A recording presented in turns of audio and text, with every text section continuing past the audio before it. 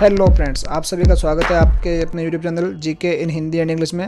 Friends, आज के video में हम बात करेंगे thy fingers make early flowers poem के बारे में, जो कि ई कमिंग्स के द्वारा लिखी गई है। पोइम के बारे में बात करने से पहले हम ई कमिंग्स के बारे में शॉर्टली परिचय ले लेते हैं। ई कमिंग्स का पूरा नाम था कमिंग्स एडवर्ड स्टीन, 18 अक्टूबर 1894, 3 सितंबर 1962। यानी इनका जन्म 14 अक्टूबर 1894 में हुआ और 3 सितंबर 1962 में इनकी मृत्यु हुई। कमिंग्स एडवर्ड स्टीन, 14 अक्टूबर 1894, 3 सितंबर 1962, poet and painter was born in Cambridge, Massachusetts. यानी ये एक कवि थे और एक पेंटर भी थे और इनका जन्म कैम्ब्रिज मैसाचुसेट्स में हुआ था। He was the son of Edward Cummings, और वो एडवर्ड कमिंग्स के बेटे थे। A Unitarian ministers of the South Congregational Church in Boston and Rebecca Haswell's Clark.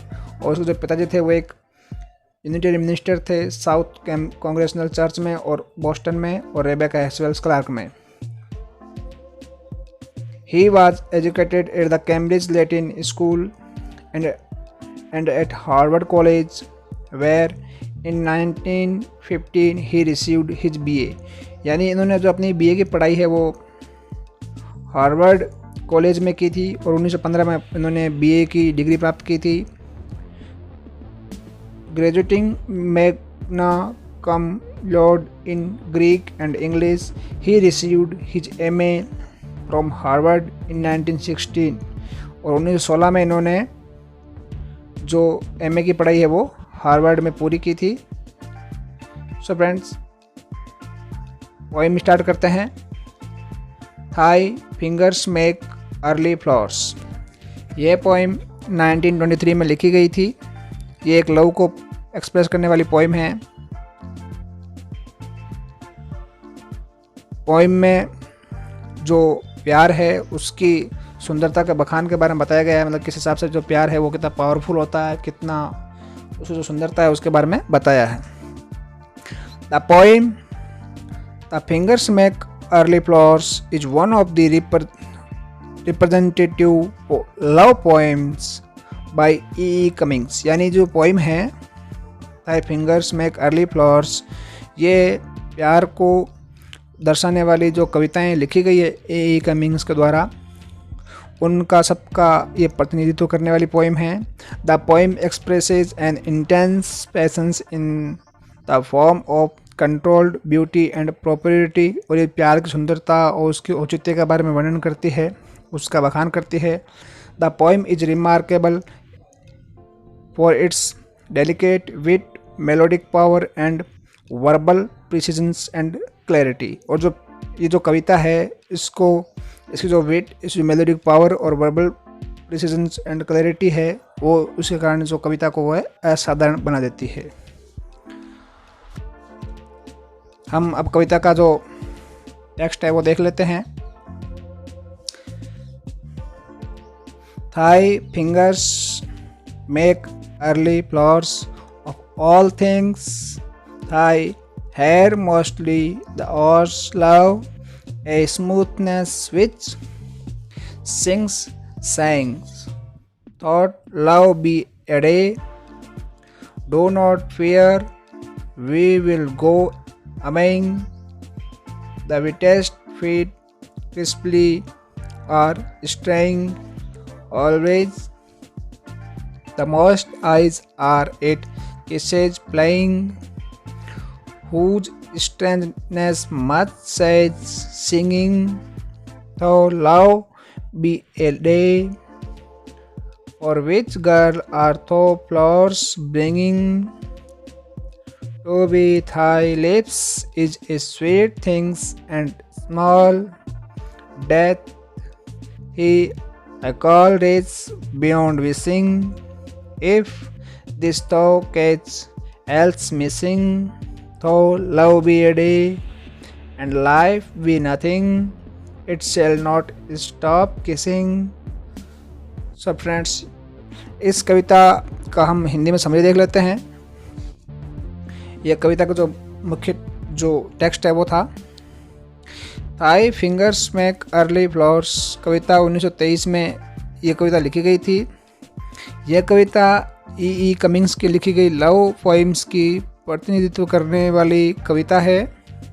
इस कविता में कवि अनंत प्रेम का वर्णन करता है, जो किसी भी संकट में नहीं आता, यानी जो हर संकट में लड़ने के लिए प्रेरित करता है और संकट से जूझने के लिए हिम्मत देता है और संगी गुणों को प्राप्त करता है। इस कविता में वक्ता एक प्रेमी है जो अपनी लड़की यानी अपनी प्रेमिका के लिए, अपने आसपास की दुनिया के लिए अपने प्यार को स्वीकार करता है। इस कविता में वक्ता का इरादा पाठक को एक ऐसे जादुई और अनूठे प्रेम को खोजने के लिए प्रोत्साहित करना है जिसमें वे एक आनंद से भरा जीवन जी सके। इस पोएम का रूप और स्वर एक दिन प्रेम हो सकता है के दोहराव में एक प्रेम गीत को दर्शाता है। कवि पाठक को ये बताता है कि अंतिम पंक्ति में और जीवन और भी कुछ हो सकता है, ये चुंबन को रोक नहीं पाएगा। कवि कहता है कि प्रेमी के लिए जीवन कोई मायने नहीं रखता है क्योंकि उसका जीवन समाप्त हो जाएगा, लेकिन उसको जो प्यार है वो सदा बना रहेगा, सदा अमर रहेगा और उसके प्यार के लिए उसको याद किया जाएगा। समस्त प्रकार से कविता पाठक को ये अनुभव कराती है कि प्रेम एक भयानक अनुभव हो सकता है। कष्टों पर जो विजय पाना, प्यार में इससे संबंध मजबूत और घनिष्ठ हो जाते हैं। प्रेमी लड़की से कहता है कि डरो मत, यानी अपने प्रेमिका से कहता है डरो मत, क्योंकि ये सुंदर अस्तित्व भी हो सकता है। यानी जो अगर प्यार है वो अपने अस्तित्व को हमेशा बनाए रखने के लिए भी कारगर हो सकता है। ये संपूर्ण पोइम जो है वो कवि ने लव के बारे में, ब्यूटी और प्रॉपर्टी यानी औचित्य के बीच में संबंधों को बारे में बताई गई है। ये पोइम कवि के ब्यूटी यानी सौंदर्य और लव यानी प्रेम के प्रति झुकाव को प्रकट करती है, व्यक्त करती है। प्रेमिका की फिंगर सब कुछ बदल सकती है। कवि कहता है उसके बाल है वो कोमलता अर्थात प्यार की जो स्मूथनेस है उसको व्यक्त करती है। कवि अपनी बिलोव्ड यानी प्रेमिका की तारीफ करते हुए कहता है कि उसके होठ छोटे और मधुर है।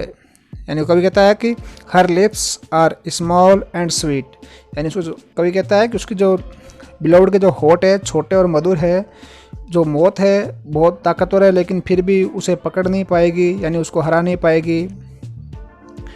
कवि कहता है कि शारीरिक प्यार है वो क्षण भर में ख़त्म हो जाएगा और यानी जो फिजिकल लव है वो हमेशा बरकरार नहीं रहता है, उसका अस्तित्व एक दिन समाप्त हो जाता है, एक न एक दिन वो ज़रूर मिट जाता है। लेकिन जो सच्चा प्यार होता है, जो उसकी जो प्रोसेस है वो अंतहीन है, यानी प्यार है वो अंतहीन है। कवि कहता है कि जो फिजिकल लव है और जो जीवन है वो सिर्फ यादें हैं, केवल यादें मात्र हैं। फिजिकल लव है वो मिट जाता है, जीवन वो समाप्त हो जाता है, तो फिजिकल प्यार भी अपने आप ख़त्म हो जाता है। लेकिन सच्चा प्यार है वो हमेशा बना रहता है, वो अंतहीन है और इसलिए उसकी जो बिलोव्ड है, उसकी जो प्रेमिका है वो भी क्या है, अमर है। यानी जो सच्चा प्यार होता है वो कभी मिटता नहीं है, वो लंबे टाइम तक बना रहता है, उसको मिटाया नहीं जा सकता, वो अंतहीन है, उसका कोई अंत नहीं है। जबकि जो फिजिकल लव है, जो जीवन है, वो कुछ समय बाद समाप्त हो जाता है। सो फ्रेंड्स, ये थी पोइम की समरी हिंदी में। आई होप आपको वीडियो पसंद आया होगा।